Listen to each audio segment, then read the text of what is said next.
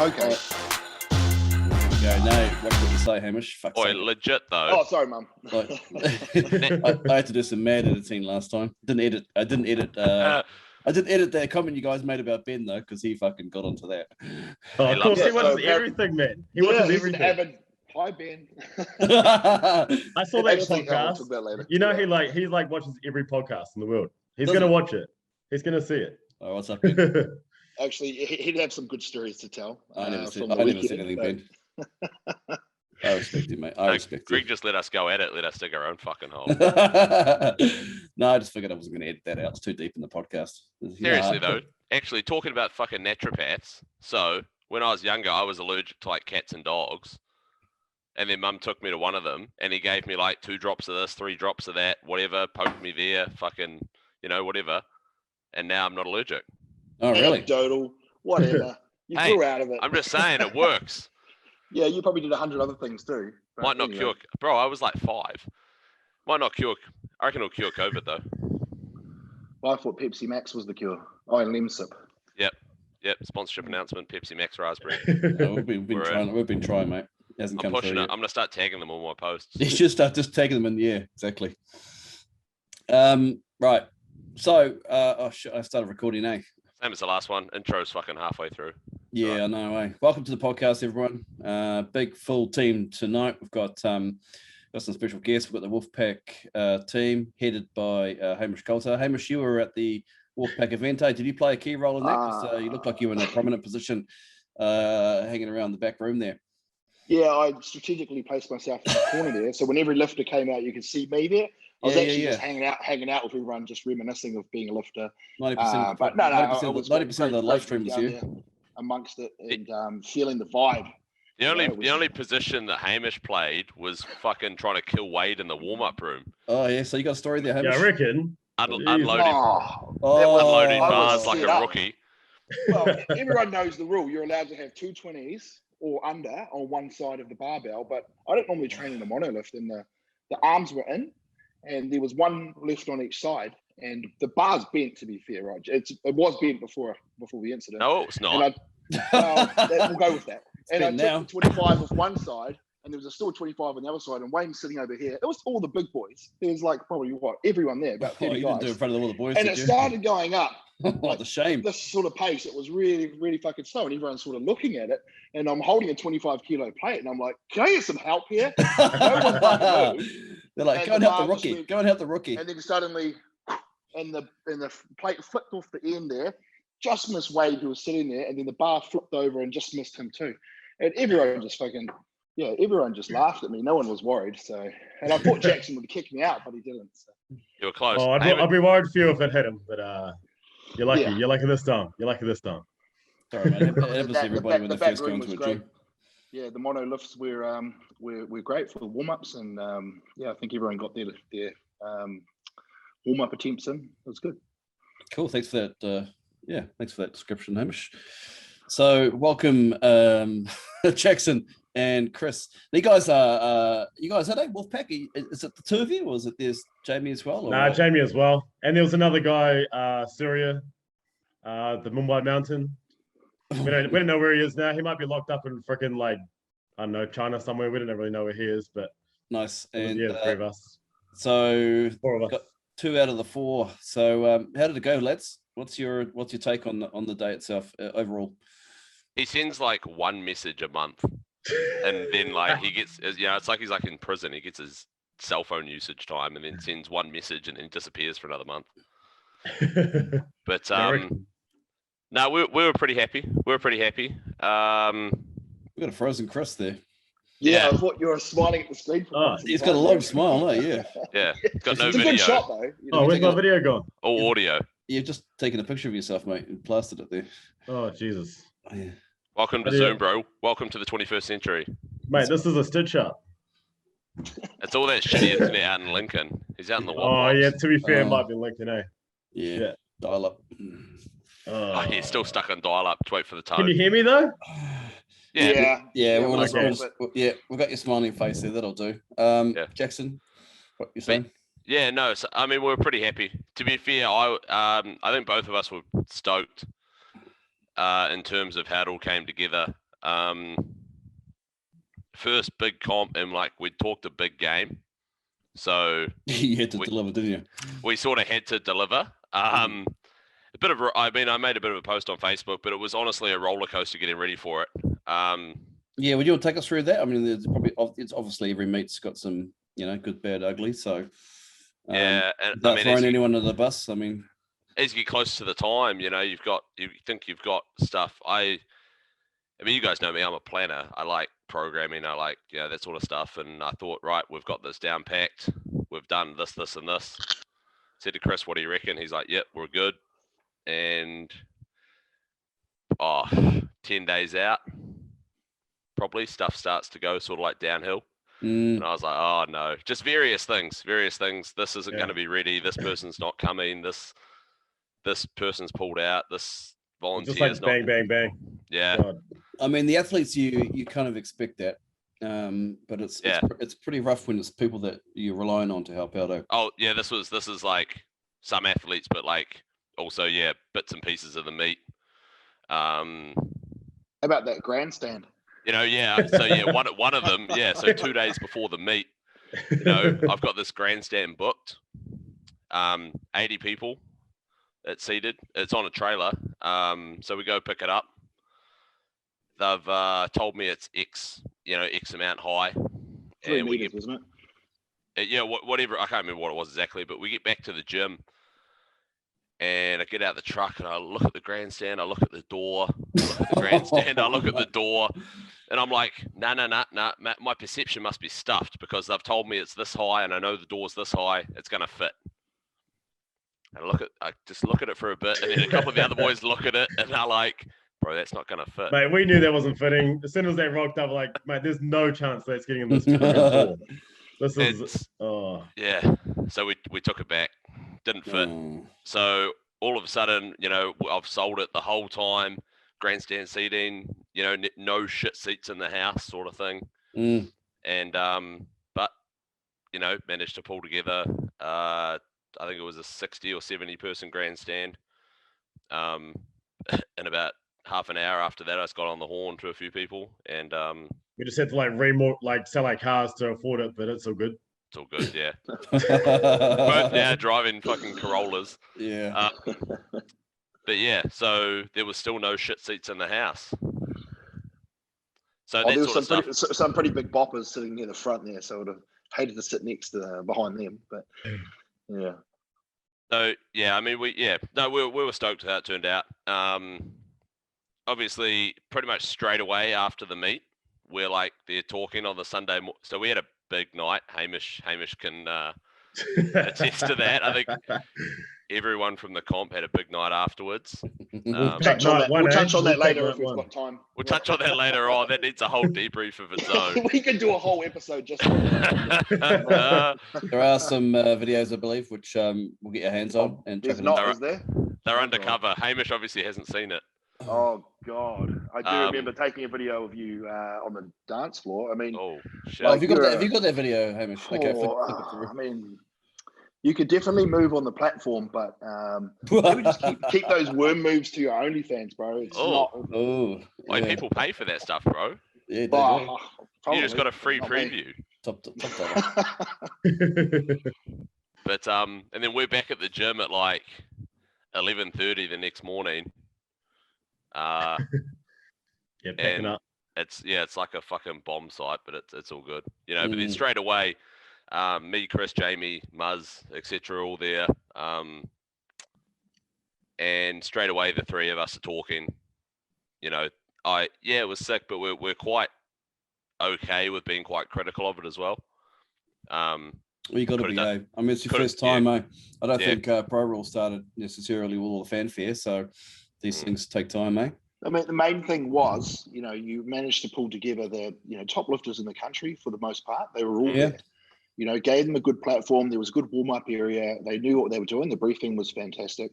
And the reffing was consistent. Like some of the lifts were marginal and, could have gone either way. But the majority, there was no sort of outlandishly bad calls, and that's all you can really hope for if you're running the meet, right? Well, that was the thing. Yeah, so we had pretty glowing reviews from everyone. In terms of like, yeah, I mean, again, I posted about it like on. Oh, we've lost Kris, but that's all right. And they still there. Kris, you still there, mate? Yeah, I can hear you. I'm just trying to sort my freaking video out. Oh, his video's gone. All right, that's just all right. Restart the video. Just press start, mate. We, big shout out to like, because I mean, we organized it. We're the people, but we wouldn't have been able to do it without the whole squad down here. Like, there was people doing stuff behind the scenes that fucking matters, that no one ever saw and no one ever thanks. So, we had a big crew down here that made it happen, which we're just, I think, lucky to have people that back us like that. But yeah, like, personally, yeah, we had, for me, we almost had to put on two different hats to look at it. We had to look at it as a lifter, because I mean, all three of us, me, Kris, and JT, were all experienced lifters. But we also had to look at it from a technical point of view as well, as a referee, as a meet director, as a spectator, even. What's it going to look like from those perspectives? So we were pretty happy. Like Hamish said, the refereeing was fair, consistent. Well, I mean, I worked the boys pretty hard. Like, I ended up with the three of them doing the whole day. Yeah. So, but it meant we had the same quality refereeing the whole day. Yeah. The spot loaders. That's good to go. I mean, I've reffed a 3-day event, and you're not good by the third day. I'll tell you that. You're not good at all. 2 days is, after the second day you're like, no, I can't do a third day, but this is Aussie Nationals, but you don't have a choice. And so a day is definitely doable, but it's tough. It's tough yakka. You're talking what, you had 38, 39 lifters, eh? I think we done with 39. 39. There was only the one break. It was about half an hour at lunch between was it squats and bench, right? Otherwise it was just go. There was no delay. There's a massive level of intensity and keeping your eye on. There's a little bit of rotation in the spotters, but other than that, it just keep going. Yeah. Our platform team was fucking amazing as well. Just to put it out there. Yeah, it was. Yep. They were like a Formula One crew. They were powering through that unloading and loading. That was awesome. Yeah, one of the big feedbacks is that lifters felt safe. Lifters felt safe on the platform, so I guess it allowed them to push pretty hard, which is dope. That's what you want. Yeah, I mean, you've got people like Creagh, one of the OGs of the spotload team. You got to have Creagh at a meet if you want some efficiency, and he drives a hard team there. People hate him, but they they appreciate it. We had Corey and Kris come down, Kris Longstaff. Kris, yep. They were the more experienced spotters. And then we just had boys from the gym, but they, stepped up. They wanted to put on a good show. I mean, they had some big saves. Like they caught some huge saves. Yeah. They caught Whitaker, they caught Colm. Caught Wade. They caught Wade. They caught big dudes falling with big weight. Well, Colm was literally walking backwards with the weight. That's a hectic save, man. Yeah, that takes balls too, because I mean, anyone would run a mile when Colm starts staggering towards them, eh? Yeah. So I think a good platform team is often overlooked for meets. So yeah, no, we did that episode with Sixpack talking about the pro or the professional team of spot loaders. There's definitely some worth in that. Like if you got the money, invest in a solid spot load team if you can. Well, they're Swedish, aren't they? Anyway, that team. So they must be going to be at Worlds in Sweden then. Oh, if you're based in that part of the world, you're not going to be short of any work, are you? You probably get something on every single weekend. Yeah. Yeah. So that'll be interesting to see IPF Worlds and see how their spot load team works. But yeah, so like I mean, we had that was very fast. The table crew was very, very efficient. They were on top of people. What's your next attempt? Let us know. Nathan, RMC, he was spot on all day. Spot on. I had done a bit of admin beforehand, which again I think is often missed. Just a little bit of admin. Get people to tell you what their PBs are. Something they've done previously, what gym they train out of. put it on an entry form. Any meet can do it.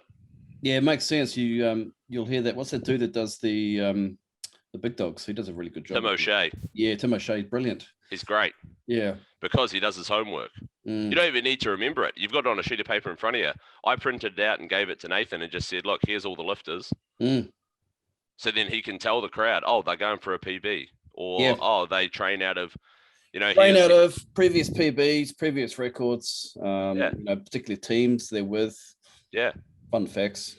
Yeah. But you don't want to go too far with it. Yeah. 100%. Well, especially because since for the Wolfpack meet, for the Invitational, we had some people who it was their first meet, but they were very good at other sports. We had Shayna come along. She's won Strongwoman Nationals last year. Fuck, she was strong. Yeah. She was strong. She's so cool, man. She is the coolest chick. Looking at the results, yeah. So that sort of stuff was cool. 542 kilo total age. 542 kilo total for. Mate, they were casual too. They were casual as. They were all openers. Yeah. Or should have been. I remember you saying to her, Jackson, for a third deadlift, you're like, so 227.5. She's like, oh no, I'm thinking 230, mate. Yeah, and I was like, she could do more than that too. Yeah. She's got no fear. Yeah. So, was there a level of nerves with, you think, some of the lifters? Because there were a few grinders in the first attempts, which never happened. So what do you put that down to? On the big guys, on the squats? No, I noticed with the girls early on. Who was one of them? Nicole, and then Anna from memory too. A few grinds. You shouldn't have grinds in that first attempt, but this is a high profile meet, and so there's a certain level of expectation, that you're gonna, Nail that opener. Yeah. I think, from Anna's perspective, she trains with Kris. She's just a slow lifter. Wait, were you mentioning Anna Mercado or Anna Lord? Mercado. Yeah, okay. I was going to say Anna Lord's just a Anna slow smoked lifter. her because Anna Lord smoked her opener. Oh, yeah. First time she's hit depth ever. Not bad for that Christchurch team, eh? Yeah. But no, Hey, mate, one thing Jamie will say, he'll be like, well, it's all good missing depth and training, but you'll be right on the day. I was speaking to he's the epitome of that, eh? 100%. And he goes deeper and heavier come the call. Yeah. It's cooked. Yeah, it like blows our mind. So it's like, how did you do that? You literally and he squats knees forward as well. It's like I don't see how he can get in position. Yeah, close stance, 370 kilos. He's an anomaly. He folds himself into a pretzel and then just comes out. Just good morning that shit, bro. Yeah. It's all good. Well, to be fair, it is called a back squat, so yeah, fair enough. Have you? I've never seen him. I can't really remember what a squat looks like. Does he squat like Ashton Risker, sort of almost like he wants, almost crouching down to the ground? Yes. But feet closer together. Yeah, close Jesus. Down. Okay. Like, and literally like max surface area contact and then comes back out. Yeah, kind of. Yeah, it's great. He's got like 2 slabs of like Christmas ham on his back. So, I guess you got to use what you got, Nice. So take us through from the beginning with we had the girls up first. Any lifts that sort of stood out for you guys? So we ended up having to muck the flights around. I think a lot of people, I told people a couple weeks out because I could see it coming. But we had to muck the flights around. I think a lot of people were still expecting to be able to cut the same amount of weight they could on a 24-hour weigh-in.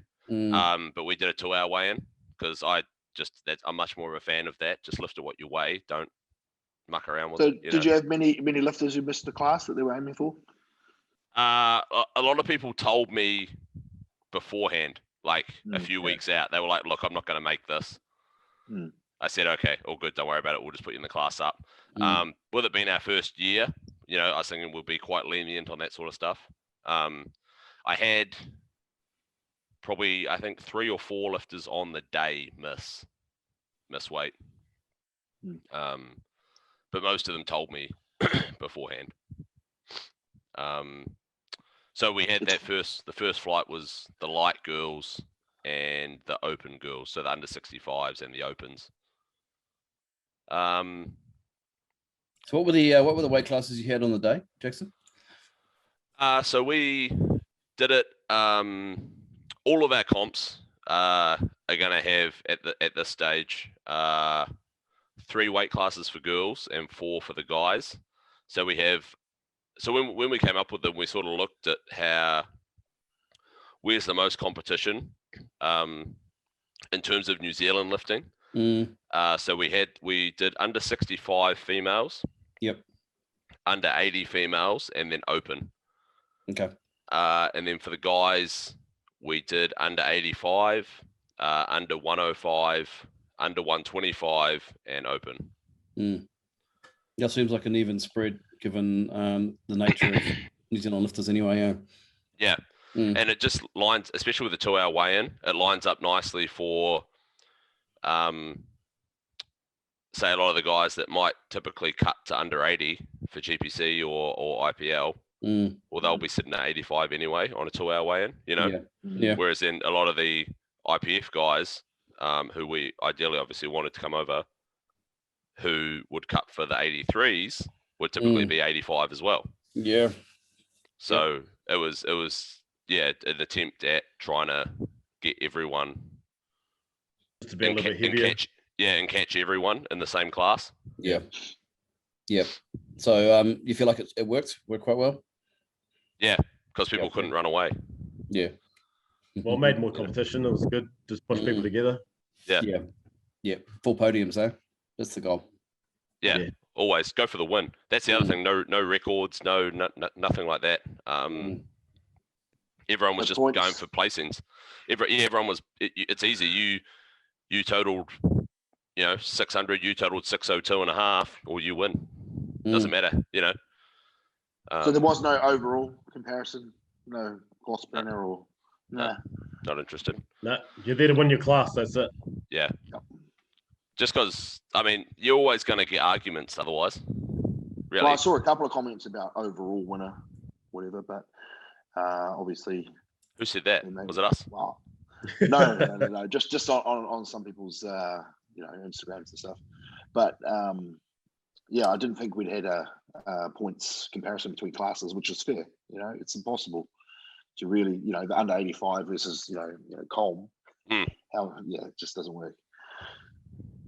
Yeah, I think Open Powerlifting's done a good job of they made their team made that new dots formula. Yeah, which you like it?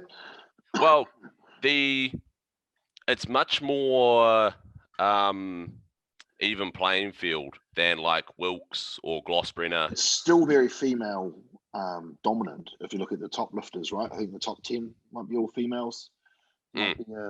And then you've got Daniel Bell at like 20th or something like that, and so. Yeah, but looking at the invitational results based on dots, you've got Ben, then Joe, then Edley, and then Colm, and obviously Colm weighing 168 kilos puts him at 4th place, whereas Esley weighing 100 kilos less.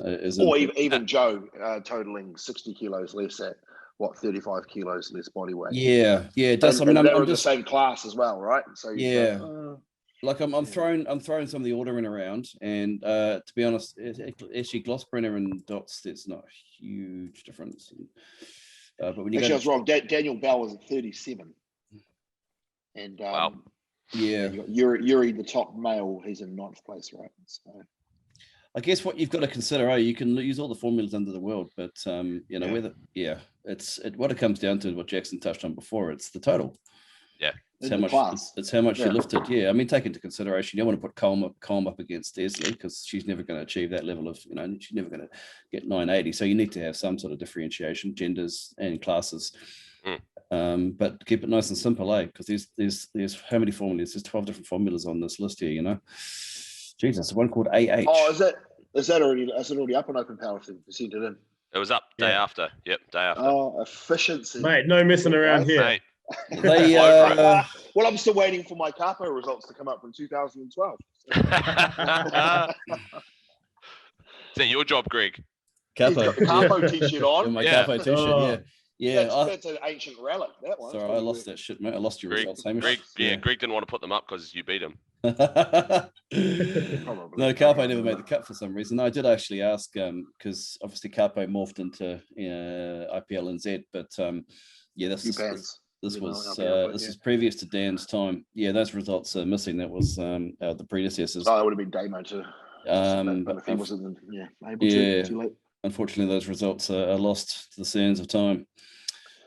But some massive lifts. The boys did really well. Really impressive lifting from the lads. Hey, did you guys want to comment on that? Oh, I mean, the thing was that we had. I mean, we ended up with.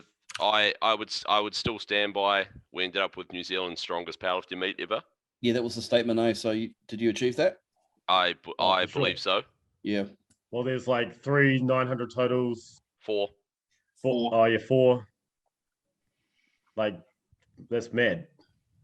And 3. How many 800s? 1. There was another 2 900s there, but we were just running the meet. Yeah, not me, mate. Well, Jamie. Yeah, that's what I'm saying. Shit. And I mean, Kris had total fucking 800 by now, so there's another 800. Yeah, mate, that's right. So, but I mean, we had it's got more chance of totaling 800 than he is to getting that video going, I think. Oh, mate, it's gone. I have to restart my computer to get this video back. Oh, don't do that, mate. Yeah. I'm not doing that. We're trying to run a professional gig here, mate. Oh shit. Nah, so yeah, some big lifting. I mean, obviously standouts. Isley in the under 65s. She had a real tough time cutting down. So that definitely affected her performance. I mean, she's totaled 505 before. She totaled 495, but Wayne. I guess she's used to a 24-hour Wayne, right? So to get to the 65s. Yeah, no, even on a 24, she usually gets 67.5. Oh, true. Yeah, so that's pretty brutal. Yeah, she's lean, she's not, she's lean, so she typically lifts around 70 to 72, somewhere in there. Yeah. So. Yeah, the last time she got over 500 was is at a GPC meet, so 24-hour weigh-in. Yeah, that was the one where she was going to go to Pro Raw, but obviously we went into lockdown, so she just wanted to compete. 2020, terrible year to Pico. Yeah. But so obviously that was dope. I mean, also Juliana in that class also took a 180 squat for a ride. She got it, but she missed it on depth. Yeah, that's a mad jump. But that's a big squat. I think I remember last comp we did at NZ Open, she squatted like 130 or something, 140. Wow, that's a huge jump, eh? So like taking 180 for a spin is pretty dope at like 60. I mean, she weighed in like casual as with like a sweatshirt and like Ugg boots on, and she was like 62. So like it was pretty cold. It was 64.6. So she just made it. Oh yeah, so so I think she must actually weigh like 62 or something, So it's almost it's a big squat. 80 class, Anna McArdle ended up winning. Some good numbers from Anna. I know she wasn't amazingly happy with her performance. She was expecting more. But she's typically pretty hard on herself, though, Anna. Yeah. That was PB though, 420. Yeah. Oh no, she achieved 420. It's equal PB from. She got the Sleigh. Train station. She got that earlier this year. But she's like every year she progressively just adds chips away an extra 20-30 kilos, and it's quite unreal because she's lifted at the top level for 5 or 6 years. And just consistently gets better and better. Yeah. When I was talking to her beforehand, she's just recently swapped coaches. She's now coached by Laura Phelps, the ex-West Side. Wow. So, and Laura didn't want to compete in. Laura didn't want to compete in this early, but Anna said, "Fuck it, I'm too competitive. I'm going to do it." So, what I really like about Anna on the platform is, her the way she presents as well. She's got the headband and the perfect hair, and she's got the fully color coordinated, perfectly executed lifts too. Yes, it was a bit of a grind on that first attempt, but squat. But then subsequent to that, she just nailed everything. Nice. Always they come. Really, she brings the intensity too. She gets pumped. Oh man. shit, yeah. Impressive. Yeah. It's it can be quite amusing as a ref sitting there and and it's just muttering under her breath. We all know that. It always it always makes me smile. Some of these warm-up techniques that people use when they come out. Man, I love that shit. Oh, speaking of that, what about the Kiwi Strings boys coming out? They're just like, Jesus, shoving everyone out of the way on the platform. Yeah, face slaps and stuff. West Side style. I love that shit, man. Smacking each other around, pushing each other into the that's old school, man. That's West Side. I heard Dan did a little bit of that at an IPF meet, so I don't know what the outcome of that was. Probably never allowed back. Yeah, they're pretty strict on that. Yeah, but everyone just got out of the fucking way when they were doing that, eh? No, look, that's a lot of human. That's a lot of human. I mean, you had Aaron Mackay at 178 kilos. Aaron. Who was, just about as big, and you've got Tuku, it's just like Tuku 168 exactly. Yeah, we haven't got they're not small humans. Pretty impressive looking bunch of dudes. I don't know what they do with them. Yeah, man. They're obviously feeding them well. It was having those boys down was dope. Mm. They did really well. They lifted really well. They definitely brought that intensity, like. Did you, Jackson? Did you solve that issue? Did Mara get the biggest raw bench? Because I see you got a little bit of grief on that about that. I did. So I don't think Ruben would have benched raw in 2008. You can ask Rod Newman, or actually Dan Rudolph was there as well. And when 2008. 2008 was one of the claims, and I don't think, because when I competed with Ruben, I've seen him do both back then when I sort of started watching. I don't think anyone was benching. Nobody was benching. Tauranga meet. I think he went 270 raw in Tauranga meet. Who? If I remember Ruben? correctly. Yeah. You sure? Because he was going 305. Well, I mean, single ply, right? Yeah, single ply. Single ply was the norm. Yeah. Every time I went up against Ruben, he was always in a shirt. So, but that wasn't. It's a story I've heard, but it could be one of those stories. 270. Someone we need to ask him. Well, this is the you thing. got to get him on. Happy to be proven wrong on this, but obviously there was no differentiation between raw or equipped back then.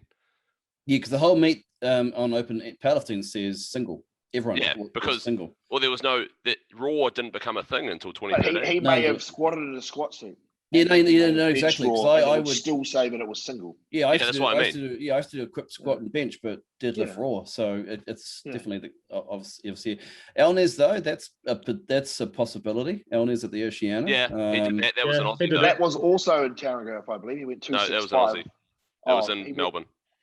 He did a warm-up meet just before that. Now, what did he do there? Because he went 240 and missed 250, and then about 3 months later, he did one over in Tauranga, and then he went and cemented it for the Oceania record, 265.5. But remember, Elnez benched. There's a video of it online. He benched 265.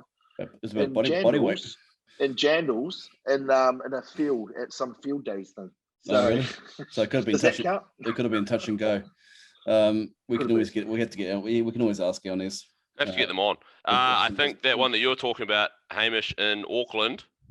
It was at Auckland. I'm getting confused. Yeah. It was 3 months before the Oceanias. Open powerlifting has him as doing 255. Oh, okay.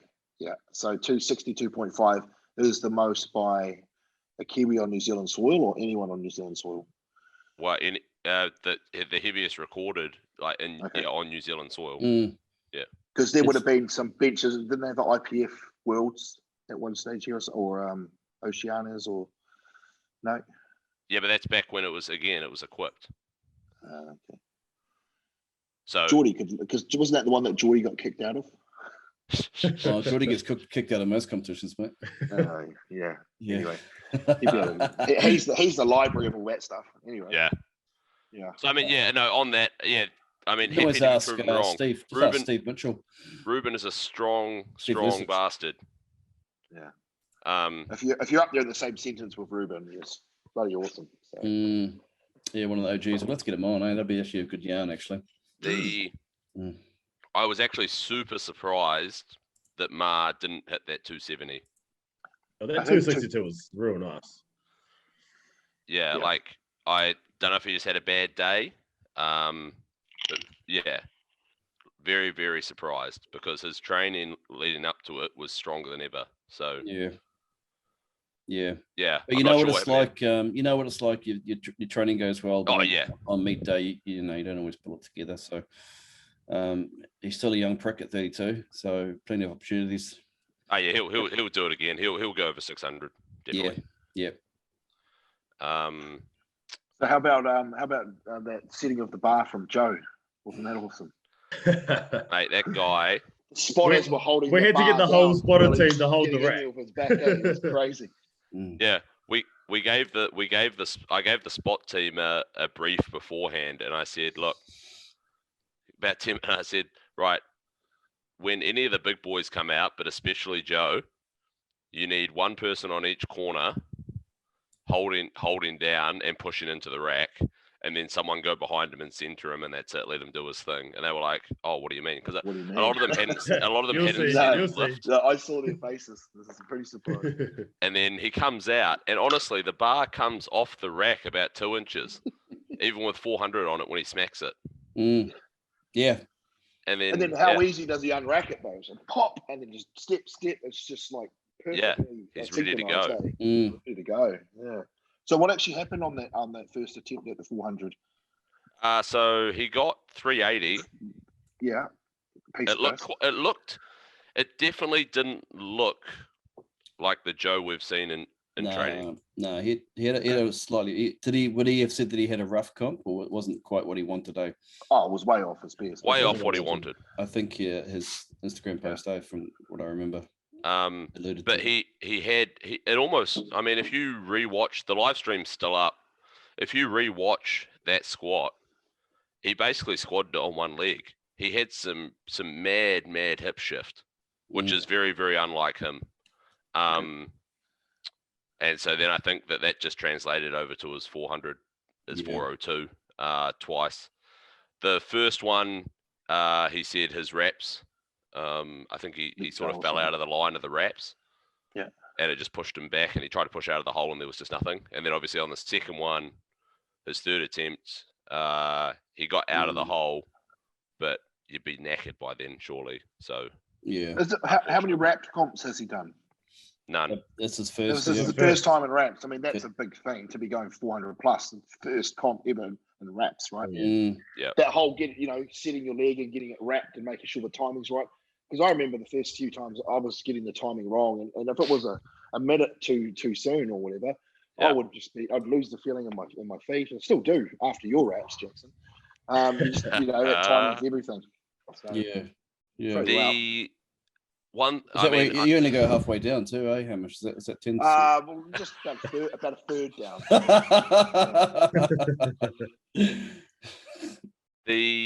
One of the things, and I think I said about it to Joe maybe when we were out afterwards, but they changed knee wrapper after their opener. So Peter Dolan did the second and third wraps, did they? I think Kris went and did them. Kris Longstaff. Nothing against Kris. I'm sure he's a great rapper, but come into a comp and change your wrapping technique. Yeah, don't do that.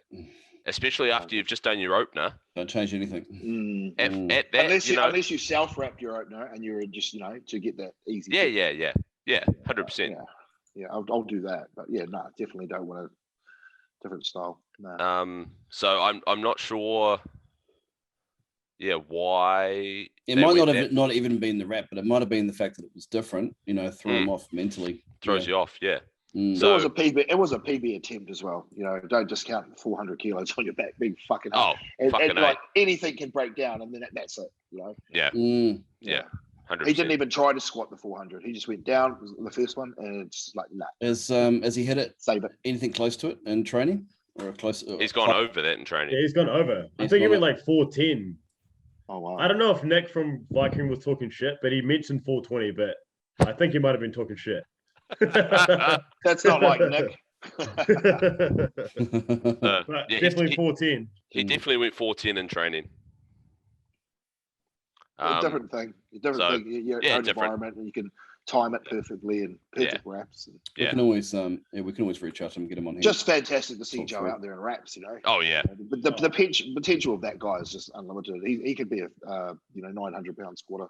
Well, I think his next comp's Pro Raw, so it's not going to be. We're going to see him in wraps again. Probably not fucking far away smash. too. I'd say for Smash sure pass. he's going to go well over 400 there. 4 months. Yeah. We'll see 900 pounds. Yeah, I reckon. Or more. So that's exciting. So when is Pro Raw? First weekend in November. Yeah. So okay, that's the week after your next comp. We'll be live Yep. streaming that. Yeah. Jackson, I haven't reached out to Marcos yet, but Does he want to fly us over as the commentary team? He's already got Tim. We're stuffed, bro. We're the B team. yeah. You could do that middle thing instead of Ed. The office there, Marcos. Patrick Morrison. Oh, speaking of B team, I know we won't bring that up, Jackson. Oh, we can't.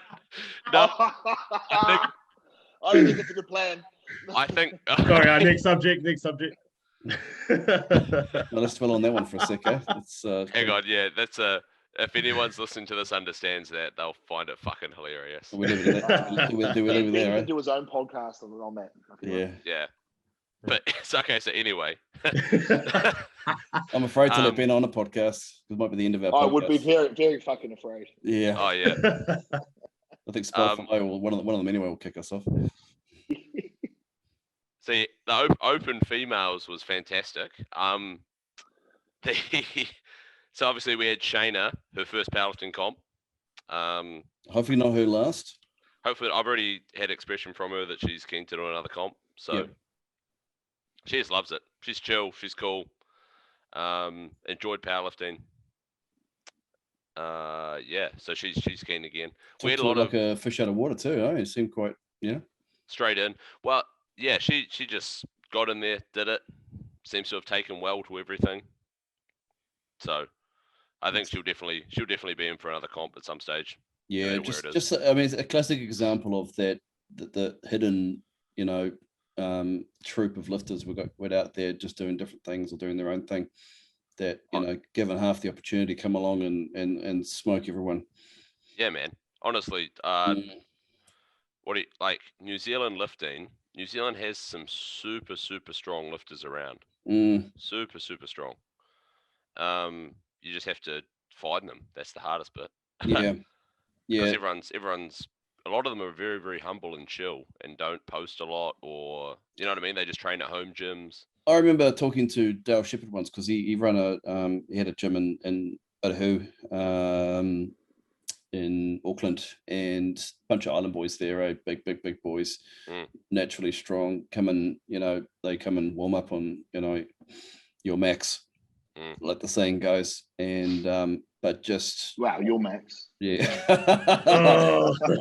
But they go when they squatted, they went all the way down to and I doubt that, but yeah. Deep in the bed anyway. But they Ben, I love you, mate. But just not interested. No urge to compete, no urge to seek the limelight on the platform. No. How many 260 benches were rolling around Miata? On any given night, there'd be a couple of dudes that just roll in. Yeah, do a few sessions and a warm up 220, 240, and you're like, bro, that's like New Zealand record. And they bring the kids in, the 16-year-olds doing 200 kilo bench. It's like, oh, come on, I quit. Yeah, it's a real shame that a lot of the thing with that is like we say the limelight of the platform, but what limelight? The platform has none usually. No, I think there's a certain degree of that. What do you mean by that? Well, powerlifting it goes both ways, right? Some people will perform under the pressure of the life. They'll get much more accolades playing rugby, playing league. Oh yeah, but these guys aren't playing rugby. They're 180 kilos. Oh yeah, but this is not a team sport. Powerlifting is not a team sport. But what I'm saying is that there's nothing that draws them to powerlifting. Why would they do it? They can just train in the gym. Yeah. They can go and play rugby. I think that the key would be to experience it, right? Because we all know how amazing it is to be on a platform and pull a PB or, win your class or whatever. You can't do that in the gym. Well, they do that but they always train in groups. They do that with their 10 best mates at the gym every Saturday. But why not do it with the 10 best guys in your weight class? Some people aren't built for, to do that. I can appreciate that. Yeah, I mean, it's obviously cultural and, rugby and league and that's ingrained in Kiwi culture. So, yeah. Where powerlifting will never probably achieve that, I doubt. I think that's But one of those things. just going back to Shayna, you know, like how did This is interesting. Yeah. Oh, there we go. oh, yeah. you're up. There's You're our up. fifth. I heard you had to stay in bed There's our until fifth 3 guest. o'clock on Monday. I am waving Hey? to you, Tash, but my camera's not working. My camera's a piece of shit. Well, Oh, apparently. she can't hear because you've got the. I think in Yeah, fairness, she can't hear. I've got the headset on, but Kris is there. Oh, she can't hear. Okay. Well, this is really not working then, is it? Yeah. This is definitely a proper podcast. So you're now going to be on the airways. Yep. This People is probably are going to know about us. this is the one that goes. Oh, viral. no, it's good to see Tash is out of, it's good to see Tash is out of bed and Yeah. recovered. Secret's out. The secret's out. I don't think But that- Hamish has seen our cover photo for the episode we did earlier on YouTube. Have you was seen the that one? have you seen the thumbnail image that I've used for the YouTube clip for that one, Hamish? For which video, sorry? Oh, it's our last podcast together, mate. The three Oh of no, us. what is it? I don't What think I've seen it. strategy is? Oh no, it's one of those. Which one? No, it's a nice one. It's a respectable one. It's one with you on a scooter, looking like the Stig. Well, this time we have No, to it's put not. a photo of Jackson dancing on a dance floor. Oh no. Mm. No. So Shayna's first comp, she actually got the 8th highest total in New Zealand history for females. There you go. So have a Wow. look there. That's impressive. Yeah. I mean, it's quite steep past that point. You know, you've got a couple of girls around 545, 550, and then Kate 590, Yeah. 600, 650. You know, but that's not out of the question, right? Girl like Yeah, that first definitely comp, not. so- I don't think that's definitely And if she keeps going, if she's keen to keep going, that sharp rise is pretty crazy given that 2 of those totals have been this year. The 2 top totals have been this year. Mm. So it's just New Zealand powerlifting's coming up. It's actually even crazy to think, you know, we're easily essentially half her weight, right? Yep. Is 30 kilos of her total. Yeah. It just shows how head Madness. and shoulders she is at the moment in that class A. Yeah. Did you have something? Have you had this list edited, Jackson? I was thinking about doing that actually, reaching out to them and saying, please take Odell off. Have you had that done? No. He's not on here Why anymore. why would you want to do that? Well, because he wasn't technically. He was an Australian. Anyway, Disrespect. Is it not? Odell. I haven't. I I had haven't this looked. conversation. I with thought someone about on it actually. I was Instagram going to the reach other out to day, him and actually. say, I was going to reach out to him to say, Odell, respectfully, you know, you're an Aussie that came over for a Kiwi comp. I mean, it's great. I mean, yeah, I don't know. What do you guys think? He's gone. Well, his passport's New Zealand, right? I don't know if it is. I mean, you can't be a citizen in Australia if you moved over been there there for 20 after plus years, man. 2001. I think it's I don't heart's know. still in New Zealand. He's openly said he wants to come home at some stage, but I don't know. He's gone from Because the someone list. made the comment that it was the first 400 deadlift in New Zealand history, and I said, "Oh, you're forgetting Odell." Yeah, And exactly. they were Odell like, did it, yeah. "Oh, no, it doesn't really count." I was Doesn't like, "No, count. we don't usually count our Odell anyway because he's just, you know." It's But too- now he's not. You know, Cobb's only. this is the first time I've seen it. He's I only looked at this last 20, week. 30 kilos off what Odell pulled at, you know, what he totaled at that Mm. comp, and Cobb didn't have a perfect day. So, you know, in reality, it's what I've always said, that time is the big thing, you know. It's taken 5 years, but the pack's sort of catching up. It's not going to be long to Wade sort of edging towards 1,000. And, you know, Joe's not far off on a good day. Yeah. Stanley, what happened Ben to will probably Stanley? get there Ben's if he not has far a off. proper prep. Jackson, Chris, did you? And then when invite Jackson Stanley? finally comes back and fucking does it, Oh, Jackson never come back. Yeah, he's he- done, you reckon? He's done. he just does. He doesn't know it yet, but he's never does it gonna, for the he's likes never now. going to be as strong as he was. He's an Instagram star now. I've already said that, bro. I've said, if I never hit another PB, I'll still keep training. Mm. Yeah. We'll Oh, see. you don't stop you. I thought we were doing bench only. Anyway. I mean, that was between the 3 of us, but you Nah, guys didn't sign up. Just wait until Jamie goes 9:55. He'll be back. It's just me and Jamie down here soon. I'm going to push it. It's going to happen. I'm sensing a comeback 55. from Hamish. I think Hamish is the next one to make a big comeback. Eh? Well, I qualified for bench only nationals, but I have to talk to you about that, Greg. Maybe a dispensation for 3 lift. Oh, here we go. I'm not sure who's doing 3 lift at nationals, but Come listen, come listen. Jackson's off. I don't know if Ben's qualified. Oh, so you're going for the easy win again. I'm not the one who posts about easy wins on GPC page, Greg. Easy ones, Yeah. guys. Come on. Hey, wins This a is win. This is a rabbit hole. Yeah, that was yeah. While we're talking about rabbit holes, let's just touch on what happened with that first round of the bench with the girls and the misload on the bars. or the over, or the, yeah, you can probably explain a bit of Jackson. And what outcome came of that? Did those totals remain the same?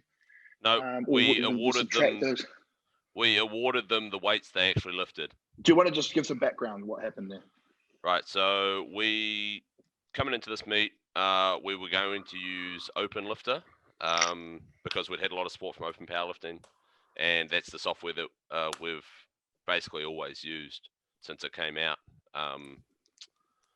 And then probably a couple months before, I found a software called Lifting Cast,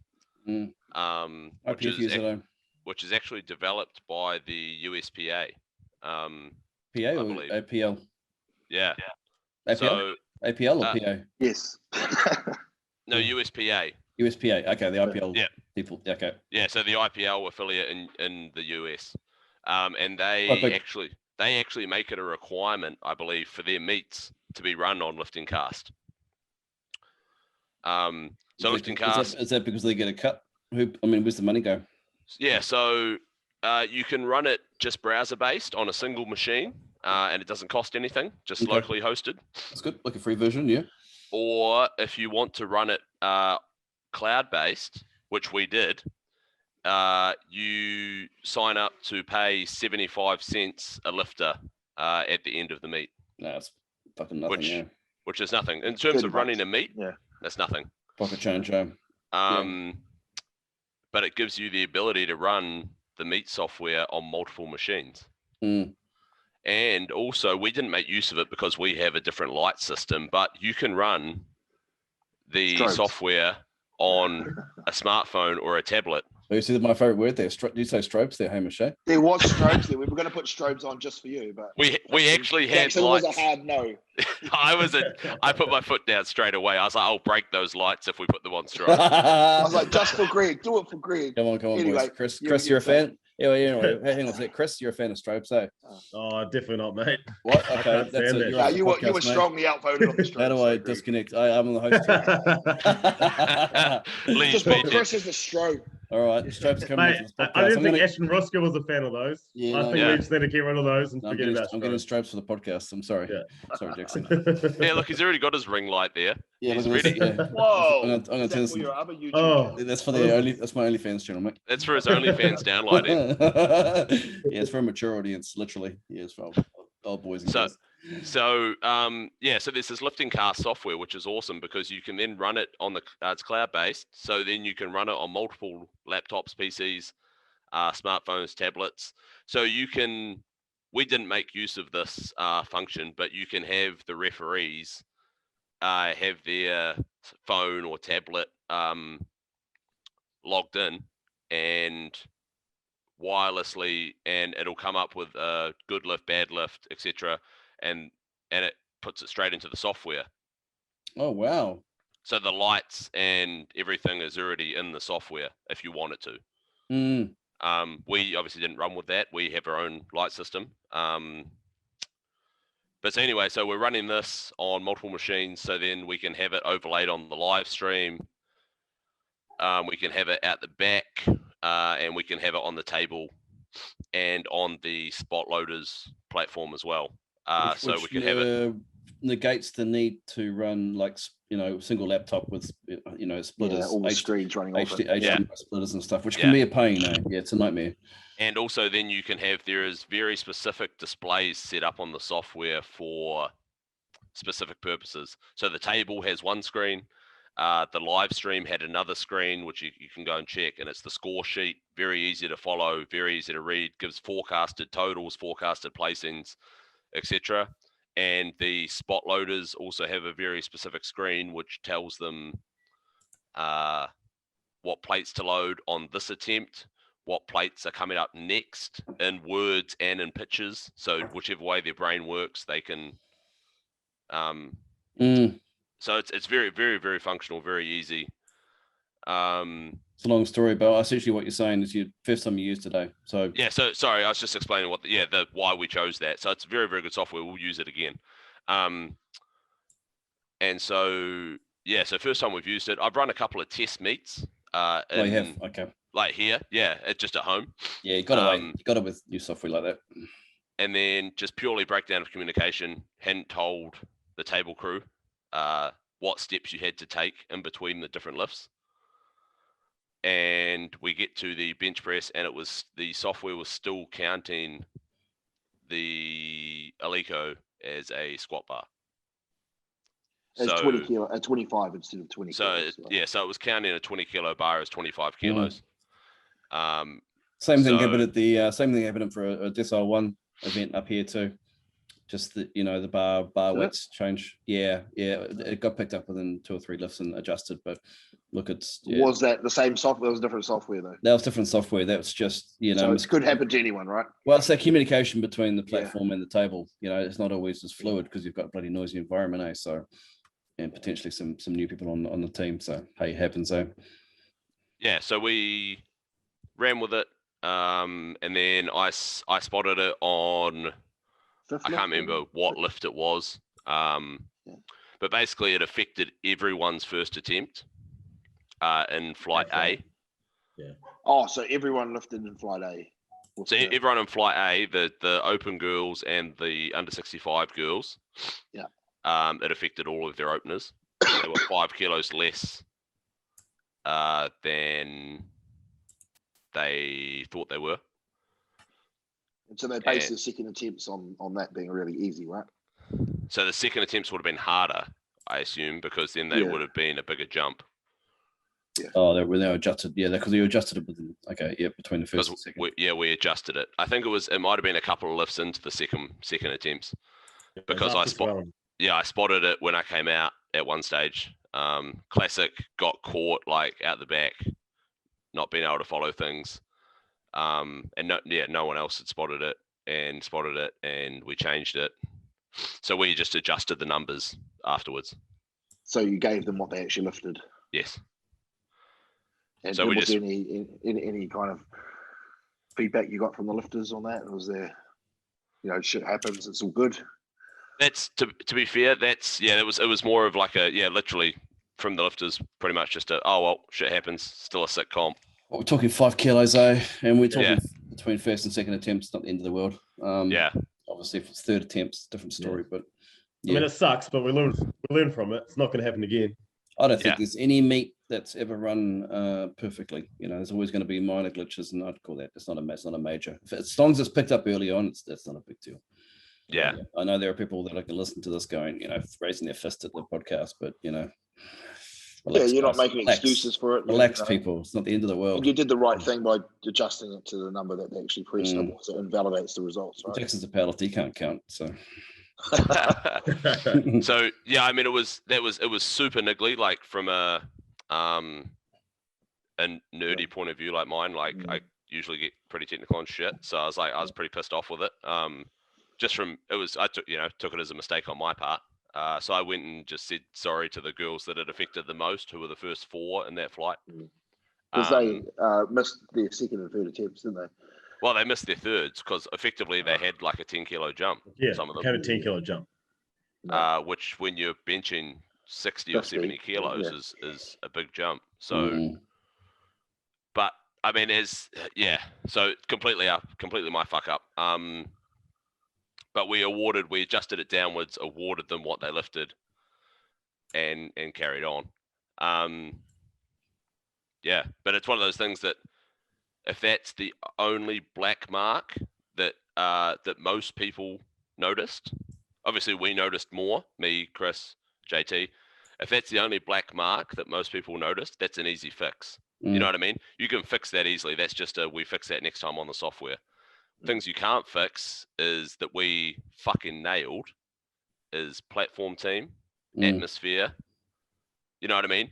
The live stream was epic too, man. I literally spent the entire day in the beanbag watching it. It was FOMOing out a little bit. Yeah, going, wish you were there.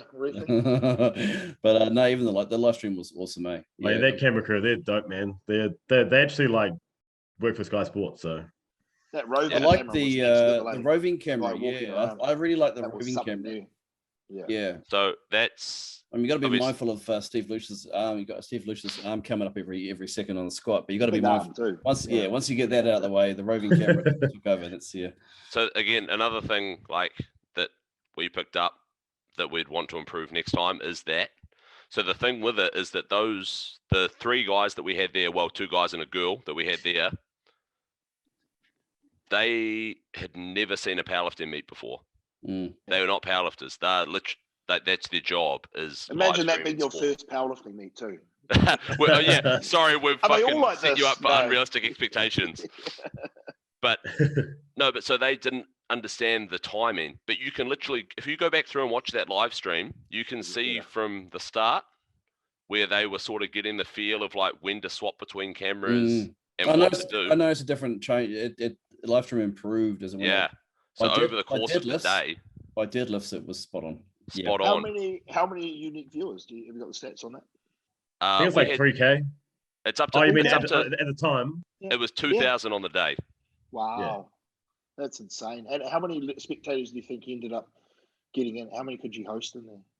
We had like 300. We had 300 at one stage. And there would have been at least 50 plus outside. People were turning up and then just leave because they just couldn't get in. Yeah. So the question is, what happens next time? You know? Yeah, what's the plan, man? Bigger venue, or what are you thinking? Your place? Well, I mean, are we doing it again? You don't know. Well, I fucking hope so. Of course you're bloody doing it again. Jesus, yeah. Why would you not? Why would you not do it again? No, I mean, I guess, we talked about that. We're sort of to make sense. We've sort of backed ourselves into a corner. We sort of have to do it again. But no, I don't know. The thing was that like powerlifting in a sense is like the purest form, one of the purest forms of sport you can get. Like you're literally testing one facet of like fitness, strength. That's it. You know what I mean? Like you're not testing multiple different facets of fitness. So it's literally just who's the strongest. So, but it's most definitely a sport, but it's not entertaining. Where are you going with this? It's not entertaining. Not entertaining. I would say deadlift's probably the most entertaining, right? Because it's just you in the bar. Like squats, not really that of a spectacle. I see what you mean. Like 100 meter sprint. It's over. So how many people are really 10 seconds? Yeah, and it's entertaining. You want to watch that. You want to watch people move. The best part of the Olympics is the 100 meter sprint. Yeah. Like nothing against darts, but look at darts. They'll pack out a 20,000. It's entertaining. You don't watch darts. Yeah. You know, a lot of that is profile, though. It's a profile of the lifter or of the competitor, and you know them and you're rooting for them. You've got to turn, Jackson, what you're saying is good. You've got to turn it into an entertainment. It's got to be you've got to make it entertaining. That was one of the biggest feedbacks we got from the crowd, was that they didn't want to leave. They didn't want to stop watching. I need to take a piss, but I don't want to leave because I'm going to miss something. How many powerlifting competitions have you been to where people have said that? Well, they probably didn't want to lose their seat too, because it was pretty hard to get a seat. No, this is the VIP tables in the front who had seats guaranteed. But they were drinking all day. Surely they were. Oh, you needed a VIP Portaloo out the front. We'll ask Jackson about who did the cleanup the next day. Yeah, but that's when you. I mean, that's clever in the sense that when you stack the classes together, you get real competition. You know, when you get people that are sitting in their own class with a guaranteed win either way, it's not fun to watch. Of course, you got to get their family and friends watching. But when the rest of the people go, who's going to win? Oh, he's the only one, or she's the only one in the class. Oh, okay, that's boring. Yeah, I think one critique on that Nathan probably could have improved on would have been to actually let people know where results are sitting, predicted totals. He's going to need this to be competitive at the third, you know, and then the third lifts. Which is only really the last lift. This will move him from second to first. Or that's what I mean. He improved on the day. He's a beginner powerlifter himself. He was doing that towards deadlifts. Yeah, I was thinking the same thing, Hamish. But that's quite an advanced skill. Yeah, like that's something like me or you emceeing would be able to pick up on. Because we know that Peter Dolan's got an average deadlift compared to the rest of his lifts. Yes. And Jeremy's flying through. If that, I think Hamish is putting a sales pitch in here for. I'm usually too hungover for that stuff. I mean, we've had that discussion with Six Pack, haven't we, Greg? Yeah, absolutely. Yeah, and he said exactly the same thing. it's got to be a story. He loves the story. Yeah, it's all about storytelling for sure, and that's going to inspire the minds because that's entertaining. Spectators, yeah. Otherwise, it's just a guy coming out and doing the same thing that we just saw someone else do 20 times. It's all about stories. So I mean, again, Nathan's he's a beginner powerlifter himself, but he improved as well. This is the thing. He's only ever this is going to sound like a dig, which it kind of is, but it's kind of not. He's only ever emceed IPF comps. What are you trying to say? Well, they tell him you're only allowed to say the lifter's name, the weight they're lifting, and bars loaded. He's not allowed to say anything else. Those guys talk so much shit on their live streams. Yeah, but that's all he's allowed to say. That's literally what he's been told. Allowed to say. Oh, okay. Yeah. There's no music, so he's only ever reffed boring comps. I thought the APA comps have got music and a bit of commentary. Well, no, but what I'm saying is, but Nathan hasn't gone to those. I don't know. It's probably not a whole IPF problem. Yeah, I think the APA comps are pretty good. Like the record breakers comps that the holding with expos and stuff, they're usually really good. They usually have a lot of banter and background stats. I kind of thought it'd be quite cool. And remember in bodybuilding comps back in the day, Greg, you'd actually come out and you'd be introduced, kind of like the WBFF does now, before the actual competition. So it'd all sort of file out on, and it'd be quite cool if everyone could sort of see who the lifters were. Yeah. Give them a little bit of introduction, talk about where they're from, maybe some background, come back from Pick Tier 6 months ago, but Yeah. You almost want to do that. Like the Olympia where they have the briefing. Can you imagine the briefing with Ben, Elliot, just Ben by himself, with Ben, Ben and everyone else, and you have a briefing going. Okay, so Ben, what do you think about the competition? Fucking useless. It'd be fantastic. And I think I reckon you get much out of Colm.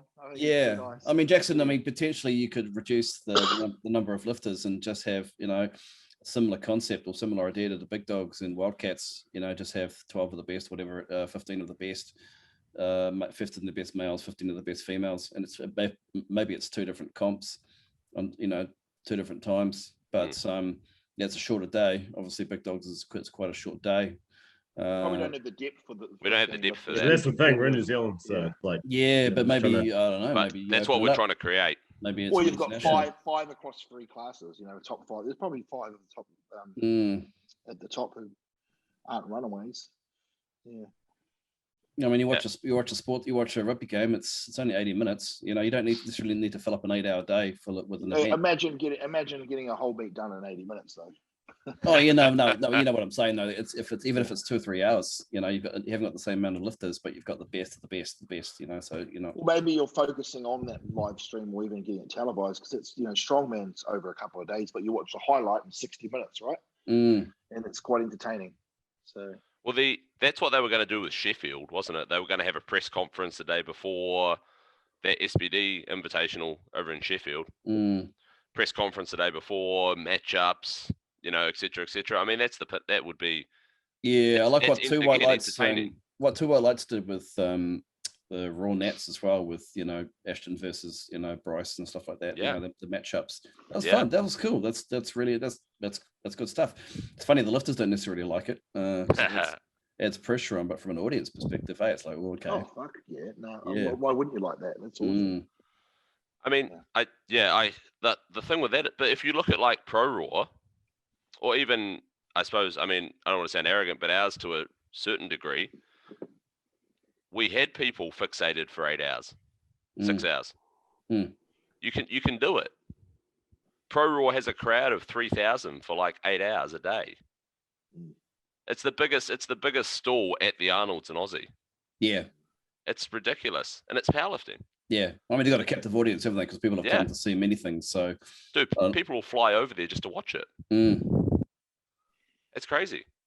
Like, why can't we do that in New Zealand? Just get Arnold come and have a look, eh? Get him over. Let's be honest, we weren't there to see Arnold. We were there to watch.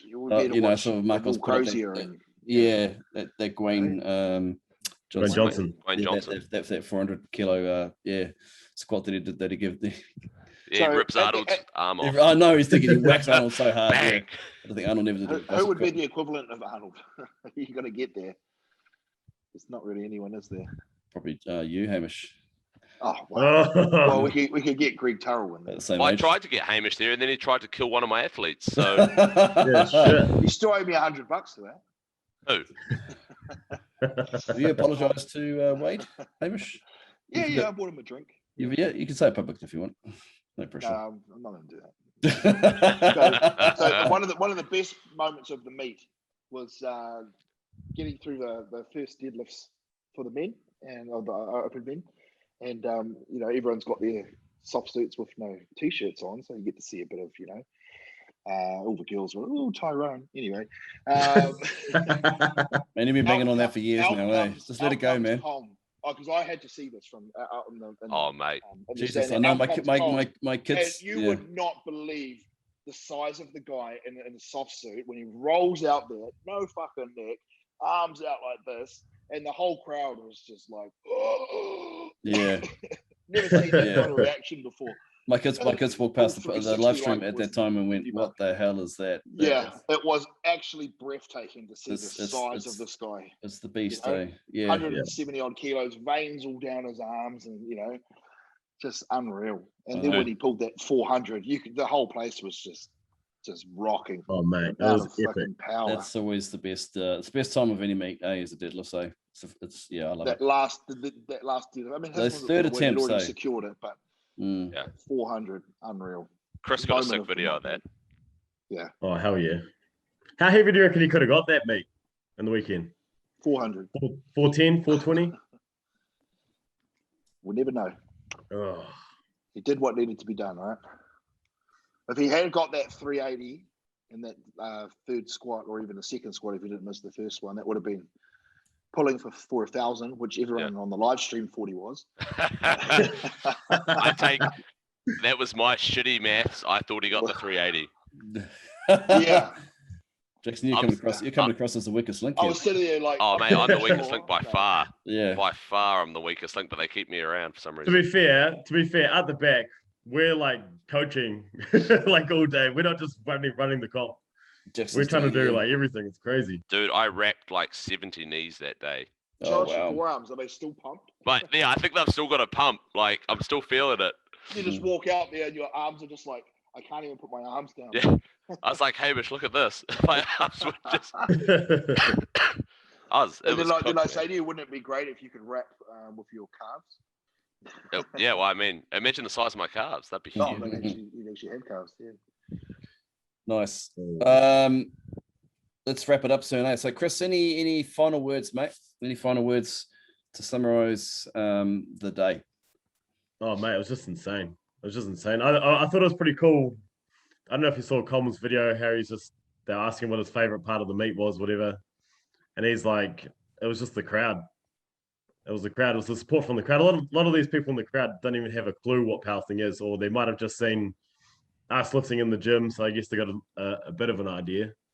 But I don't think any of them knew that Coleman was coming with a big 400 kilo deadlift. They're like, what the fuck? Like, what are they seeing? Like, that's enough to get people hooked into the sport, you know? They want to come back. We've had so many people saying, oh man, I wish there was another meet coming like next weekend. Like they're just hooked into it. That's awesome. Like it's just, yeah, the crowd was awesome, man. It was just so cool to put on a show for them, and just treat the athletes as athletes and make them feel like that, you know? Like, and I feel like they did. I feel like we accomplished that. They felt like athletes. You know, these guys train hard as shit, so it was awesome for us to just put on a show and show New Zealand what we got. It's been a while since this type of event's been run too. I mean, New Zealand Open, it's been a while now since that. Ago. So yeah. So it's awesome to have this sort of thing. Hamish, any final words from you, mate?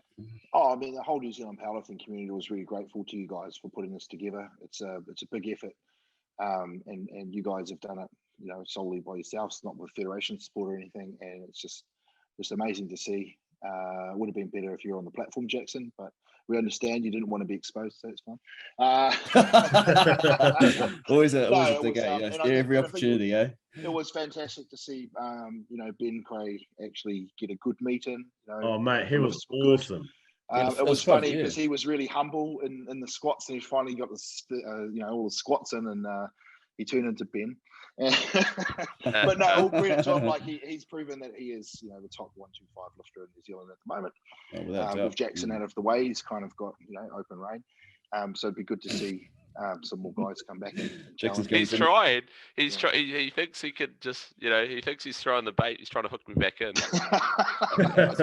It's working. I can see. Trying his hardest. It's ticking away there. Cool. Jackson, final words from you, mate. Wrap up the podcast. I mean, I had a hell of a time, man. Honestly, the meet day, 100% worth it. Like Kris. I mean, Kris wrapped it up perfectly for us. Like getting new people that don't even know what powerlifting is, watching powerlifting and being like, "Holy shit, this is cool," and then giving the athletes, somewhere to lift and be like, "Look, you guys are legit. Like, it's not a fringe sport. It's not a pretend sport. There's literally 2,000 people watching you on a live stream right now. Like, you know what I mean? That's cool.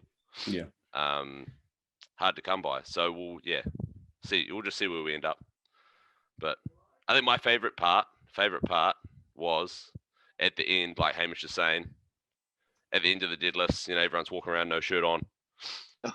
Tyrone and Brandon are feeling good, Pretty boys, after their performances. They've got no shirt on. They've got their soft suits rolled down, as you do, when you're in like okay shape for a powerlifter. And then they're like, "Jackson, now's the time." And I'm like, "Time for what?" And they go, "We're going to out angle you." I was like, "All right, let's go." I've been dieting for 2 months for this. Shirt comes off. They realize they've fucked up pretty badly. Greg, can we get you to insert the picture at this point? And then, absolutely. boom, it comes out. The angle comes out. And that was all she wrote. We're going to have Sustenance and Brandon Allen. You're a bully. You're a bully, now. bro. Not fair. When he died for 2 months, he deserves it. Yeah. Yeah, well, I was prepping for it like a show. They were prepping for it like a beat. Yeah, I was prepping for the out angle photo at the end. That was it. Watch the next 3 months. It's going to get fat again. 100%. I'm going to just become an average person. Might start CrossFit. 140 plus. Here we go. Yeah, I'll run away from the 125s. Who else has done that? Oh. All right, let's. Oh, 300 pounds. 300 pounds. Did you make 300 pounds yet? No, I was 298. Oh, Mr. Nearly there. No, I'm not going to bother. I hate it. My snoring's out of control. And come on. Shit. Have you been 300 pounds before, Greg? No. Well, I don't recommend it. No, 120. You've never been there, Hamish. How would you know? Oh, fuck off. You break through and life becomes great again, does it? Yeah, I reckon. I would doubt that. I reckon. Imagine the confidence in the pump. Actually, we had that with we had that with one of the guys on the day. He was like, "I want to pull 700 pounds. So I'm going to load 317.5. I said, "Bro, that's 699.9. That's not it." You're going to go 320, bro. So I made him go 320 and then he missed it. That felt real bad. Yeah. Don't listen to Jackson. Yeah, young Barrett.